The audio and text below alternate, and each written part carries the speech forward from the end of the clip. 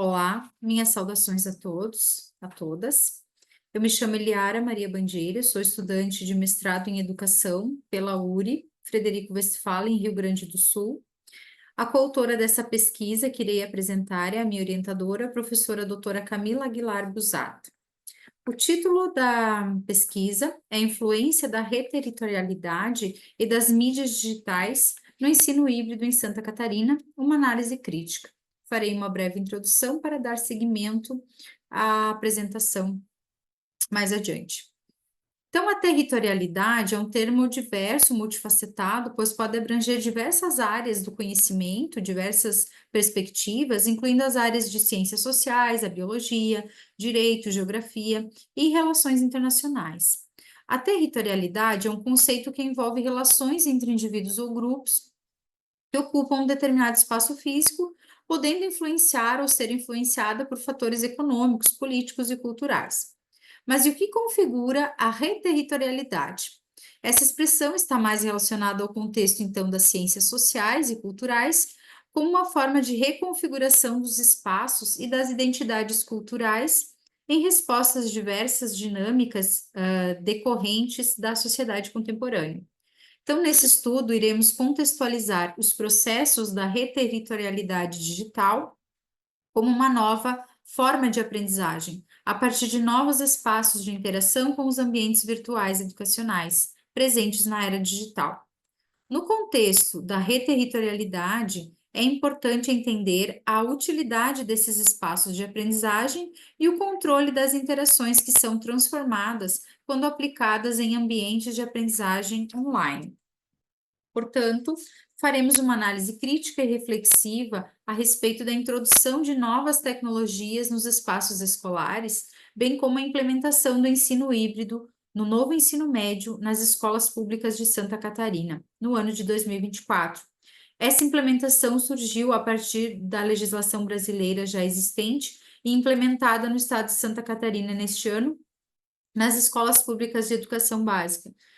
Nesse caso, não ocorreu um estudo prévio para considerar os desafios, as desigualdades sociais e os impactos do ensino híbrido na aprendizagem e nos estudos dessa etapa de finalização escolar dos alunos. Bom, existem então novos espaços hoje em dia de aprendizagem que são mediados por tecnologias digitais. Com o advento das tecnologias e as transformações marcadas pela cybercultura, observam-se essas mudanças nos processos, inclusive interacionistas e de socialização, vividos hoje por crianças e jovens. Muito diferente, então, dessa socialização decorrente de décadas atrás, vivida pelos próprios professores e pelos pais desses estudantes. Então, as mídias digitais de comunicação possuem, inclusive, habilidades de prender a atenção desses jovens e dessas crianças, cativando e despertando interesse. E esses vão descobrindo novas linguagens textuais, audiovisuais e outras formas de se relacionar por meio dos ambientes virtuais. A questão é: será que a escola está conseguindo acompanhar tão rapidamente essas mudanças interativas que acontecem, ou que estão acontecendo, modificando as formas de relacionamento através de novas tecnologias e mídias digitais? As tecnologias digitais vêm ressignificando os espaços da escola, bem como novos contextos e tempos de aprendizagens nas quais os sujeitos desta prática estão criando novas territorialidades e outras formas de aquisição do conhecimento. A própria mobilidade digital, por meio dos smartphones, é um exemplo. Está presente avidamente na vida dos estudantes, e eles utilizam desses para se comunicarem e produzirem conteúdos. Desse modo, é visível a forma com que os alunos de diversos níveis de ensino são capazes de interagir com os dispositivos digitais móveis, mostrando a facilidade e destreza, a ponto de ressignificar a sua cultura, a sua identidade e a interação com esses territórios simbólicos. Então, ressignificando o ensino híbrido e aprendizagem por meio das tecnologias digitais no estado de Santa Catarina. Primeiramente, vamos falar um pouco sobre o que é o ensino híbrido, né? E de que forma ele pode auxiliar na aprendizagem dos estudantes da educação básica.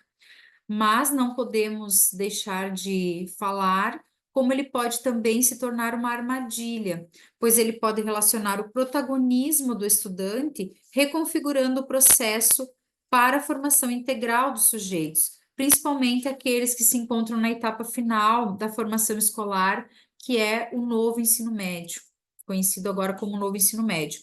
Então, essa integração entre as duas modalidades de ensino na educação básica, a presencial e a híbrida, nas escolas públicas, ela requer uma sincronicidade e também estratégias planejadas para que todos consigam acompanhar de forma equitativa e com qualidade os conhecimentos trabalhados no currículo escolar. Isso não é uma tarefa fácil, diríamos que pode ser considerado uma incumbência desafiadora e até fantasiosa, se levarmos em consideração a infraestrutura deficitária e as diferentes realidades socioeconômicas existentes nas escolas públicas brasileiras, incluindo o estado de Santa Catarina. Concordamos, sim, que o ensino híbrido pode ser considerado algo inovador, com diferentes formas de ensinar para aprender diversas coisas diferentes e inovadoras. As aulas podem ser mais motivadoras e personalizadas para os alunos, mas acontece que na prática nem sempre as coisas funcionam exatamente dessa forma e com a sincronicidade desejada, pois estamos imersos em diversos problemas institucionais e políticos no que tange à qualidade do ensino das escolas públicas, bem como a forma como as políticas educacionais para essa finalidade vêm se posicionando, e associando o ensino híbrido como a solução para diversos problemas que competem ao novo ensino médio ou relativos ao novo ensino médio. Outro ponto que devemos considerar é a formação continuada dos professores em Santa Catarina, principalmente na área de tecnologias digitais, ainda é considerada frágil. Muitos professores não sabem ou desconhecem a aplicabilidade de certas tecnologias para a promoção da aprendizagem e para o conhecimento de um trabalho mais efetivo em sala de aula. Então, de fato, fica o questionamento: será que existe uma preocupação do poder público atual com a realidade do contexto social dos alunos das escolas públicas estaduais? Existe uma preocupação em relação às aprendizagens relacionadas a essa modalidade de ensino? Em relação às aprendizagens, caracterizando as 3 últimas etapas do ciclo escolar descrito como novo ensino médio? Os estudantes das escolas públicas, se forem comparados com os estudantes das redes privadas, estão tendo as mesmas oportunidades para aulas presenciais que determinam a formação geral básica e os itinerários formativos? E a infraestrutura? Está adequada para a construção do conhecimento nas diversas áreas do currículo e o que compõe a BNCC, a Base Nacional Comum Curricular, assim como uma preparação satisfatória para o Exame Nacional do Ensino Médio, o Enem, e para compor o mercado de trabalho qualificado? Então, ficam esses questionamentos a respeito dessas realidades que são divergentes, com respostas complexas, mas que devem ser debatidas e analisadas, pois, ao que tudo indica, o ensino híbrido foi posto como uma forma, inclusive, para diminuir custos em relação à educação e à jornada que compõe o novo ensino médio, na qual requer espaço adequado, investimentos em laboratórios e tecnologias, preparação e formação de professores, material didático adequado para orientar os docentes nas novas disciplinas ministradas. Outro documento norteador do ensino híbrido é a Portaria do Ministério da Educação, do MEC, número 865, de 8 de novembro de 2022, que institui a Rede de Inovação para a Educação Híbrida, RIE, cuja finalidade é promover e implementar estratégias de educação híbrida para o novo ensino médio. Em Santa Catarina, essas aulas, elas não são ministradas em tempo real pelos professores, então as atividades elas são enviadas por meio de uma plataforma educacional conhecida como Google Classroom ou Google Sala de Aula, no formato assíncrono. E esse formato ele requer objetividade e muita gestão do tempo por parte dos alunos, já que não há possibilidade de tirar dúvidas no mesmo momento em que a atividade ela foi enviada, ela foi proposta. O documento proposto pela Secretaria de Educação do Estado também inclui o atendimento via material impresso para os alunos que não possuem acesso à internet e não há como responder ou resolver as atividades no formato online. O material impresso é entregue para os alunos no período em que esses frequentam, então, as aulas presenciais. Bom, entende-se nesse ponto do processo que não há um dimensionamento das desigualdades sociais presentes nas escolas públicas, já que o próprio documento prevê essas exceções que consideramos como uma forma discriminatória de acesso às tecnologias, pois a mesma atividade que é enviada nas plataformas, na plataforma educacional, nem sempre será a mesma no formato impresso. Portanto, cabe a reflexão: as formas de ensino e aprendizagem são equitativas? A educação online, na educação básica, ela deve ser vista como algo inovador, onde haja participação ativa de todos os agentes educacionais, gestores, professores e estudantes. Dessa forma, ressignifica-se o ensino híbrido, que pode compreender não somente a utilização de tecnologias digitais, mas também apropriando-se de novos espaços para pesquisa e aprendizagens, como os museus, bibliotecas, espaços das cidades, parques, dentre outros territórios e ambientes considerados acessíveis para as classes mais vulneráveis da nossa sociedade. E, por fim, a finalização, as considerações finais. A reterritorialidade, no contexto das tecnologias digitais e do ensino híbrido para a educação no novo ensino médio, emerge como uma ferramenta poderosa para redefinir e ampliar os espaços e tempos de aprendizagens.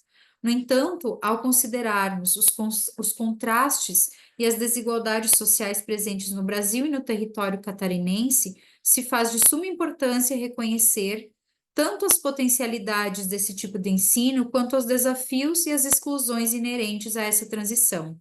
Então, devemos considerar que estamos imersos em uma sociedade moderna e tecnológica, e sim com imensas transformações provocadas pela globalização. E as tecnologias digitais do ensino híbrido estão presentes nessas mudanças, podendo oportunizar aprendizagens significativas para os estudantes. Porém, a implementação eficaz dessas práticas esbarra em profundos dualismos sociais e estruturais, principalmente quando tratamos da reforma do novo ensino médio no Brasil, com inúmeras contrariedades. A falta de acesso a dispositivos tecnológicos e a internet de qualidade continuam sendo um obstáculo para muitos estudantes, especialmente aqueles que vivem em comunidades mais carentes e os que vivem em zonas rurais. A capacitação inadequada de professores para a utilização de tecnologias digitais e plataformas educacionais em sala de aula também pode limitar o processo de aprendizagem no ensino híbrido e a pertinência e eficácia da utilização desses métodos que podem ser potentes e inovadores para a aprendizagem. Para que a reterritorialidade digital faça sentido e se traduza em uma verdadeira transformação educacional, é essencial a adoção de políticas públicas de inclusão digital de maneiras mais abrangentes. Isso inclui investimentos em infraestrutura, espaços tecnológicos, manutenção de programas e aquisição de equipamentos, bem como acesso à internet de qualidade em todas as escolas. E além, é claro, da formação continuada de professores para a integração de novas tecnologias em práticas pedagógicas. E, por fim, a reterritorialidade presente nos diversos espaços de aprendizagem deve ser vista como uma oportunidade de repensar e reconstruir os próprios espaços educativos já existentes, promovendo uma educação mais inclusiva e equitativa. Essas barreiras só poderão ser superadas mediante o esforço coletivo de todos, superando as barreiras impostas pelas desigualdades sociais, a fim de garantir que todos os estudantes possam se beneficiar da educação tecnológica e do ensino híbrido com qualidade e também para a edificação das aprendizagens.